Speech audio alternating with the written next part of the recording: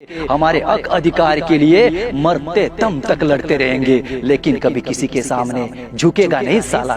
याद हमें किसी ने पूछा कि आप कौन हो, हमने जवाब नहीं दिया तो वे हमें वनवासी के नाम से पुकारने लगे, वे हमें ना जाने और क्या क्या नाम से पुकारने लगे। साहब हम चुप थे, इसका मतलब आप हमें किसी भी नाम से पुकारेंगे?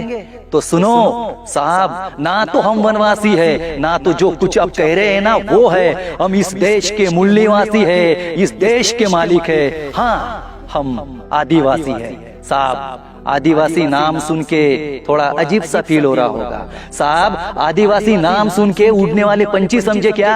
अब जंगल के शेर है, भगवान बिरसा मुंडा, वीर बाबूराव शर्मा के तंट्या, भील क्रांति सूर्य श्यामा दादा, रानी दुर्गावती, रानी जलकारी बाई, इन आदिवासी वीरों ने जल जंगल जमीन अधिकार के लिए अंग्रेजों से लड़ते लड़ते शहीद हुए। हमारे वनहक्क कानून के प्रवर्तक देवाजी तोपाजी का बुलंद नारा है, मावा नाटे मावा सरकार, आमच्या गावात आम्ही सरकार, दिल्ली मुंबईत आमचं सरकार। साहब ये हम यूं ही नहीं कहते, भारतीय संविधान ने हमें अधिकार दिया है। भारतीय संविधान की धारा 244 में 5वीं अनुसूची का प्रबंध है, और ये 5वीं अनुसूची आदिवासियों के लिए सिर्फ 5वीं अनुसूची नहीं है। ये जो 5वीं अनुसूची है ना, ये 5वीं अनुसूची आदिवासियों को हक अधिकार दिलाने वाली, उनके अस्तित्व को रखने वाली आदिवासियों की माँ है, और इसी माँ की गोद से पैसा कानून पैदा हुआ है जो पूरे भारत में 10 राज्य में लागू है।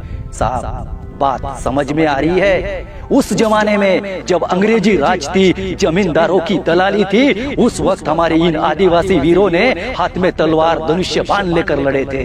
आज हमारे हाथ में बाबा साहब का दिया हुआ वो कलम है, आज हमारे हाथ में बाबा साहब का वो संविधान है। वो संविधान हाथ में लेके हमारे हक अधिकार के लिए मरते दम तक लड़ते रहेंगे, लेकिन कभी किसी के सामने झुकेगा नहीं साला। याद रखना, क्योंकि हमारे पूर्वजों ने हमें झुकना नहीं, अन्याय के खिलाफ लड़ना सिखाया है। हाँ, ये सिर झुकेगा, जरूर झुकेगा। बॉर्डर पर तैनात उन वीर जवानों के लिए, छत्रपति शिवाजी महाराज के लिए, डॉक्टर बाबा साहब अम्बेडकर के लिए, और भारत के तमाम उन वीरों के लिए। लेकिन ये चापलूसी करने वाले, ये नेतागिरी करने वाले, आपस में लड़वाने वाले, झूठे वायदे करने वाले, इन नेताओं के सामने नहीं।